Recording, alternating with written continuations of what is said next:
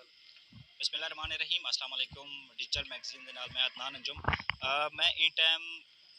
Press ਸੁਭਾਵੀ ਗੱਠ ਦੇ ਉੱਤੇ ਖੜਾ ਥਿਆ ਜਿੱਥਾਂ ਤੋਂ ਮੈਂ ਪਹਿਲੇ ਵੀ ਇੱਕ ਵੀਡੀਓ ਦੱਸਿਆ ਕਿ आरपीओ आर्डर दे दिते कि तुसां मैं नफरी की वजह तुसां कट लो। और मैं थोड़ी जी अगो गया तो जेडे बस्ती वाले पत्थरों वगैरह करने खड़े इन टाइम तुम देखते पे सारी टोटली जितने भी गड्डियाँ खड़े हैं सारी नफरी है जिन्हें एलीट पुलिस भी है रेंजर भी है रेंजर कहनी सॉरी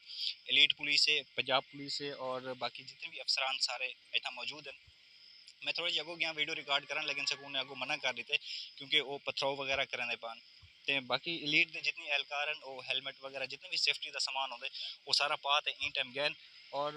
उन्हें एक कट ते लाजमी वगैरह लाने जो मैं तो पहले दसा है कि आरपीओ आके कि भाई चीफ इंजीनियर के उन्हें पूछे कि अगर तुसा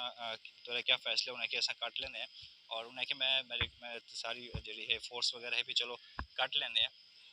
तो वो इन टाइम 322 गढ़ तो है खने और तुसा गड्डियां वगैरह दे दी तो एलीट पंजाब पुलिस सारे अगो लेकिन तो बस्ती वाले हैं थोड़े बहु हैं लेकिन वो कोई अल्लाह माफ करे दुश्मन तो नहीं सारे अपने वसेब देन ते लेकिन ये सारी फोर्स से कट ते लावना ही ने बाकी इन टाइम मैं तो अपडेट देना खाना अपनी चैनल के थ्रू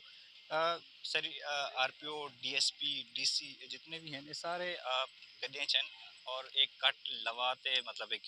कट ई वजह लेंदे पैन क्योंकि अगो जरा हैड जीरो को नुकसान पहुंचता पे उनकी जी कैपेसिटी 44,000 क्यूसेक है और उनके 56,000 क्यूसेक प्लस टपता पे पानी तो उनका वजह है कि इतने कट लावन की वजह की क्योंकि अगर उनको नुकसान पहुंचा तो अगर 3-3-4 साल जरा ना ये महकमा इरीगेशन जितना भी पानी वगैरह ये सारा निज़ाम मुतासर थी वैसे ही हूँ कट लावन शुरू थी तो सामने मशीनरी वगैरह सारी टप गई है तो अस अगो नहीं से बन सकते इतनी खड़ते तो कोई रिपोर्ट कर सकते हैं।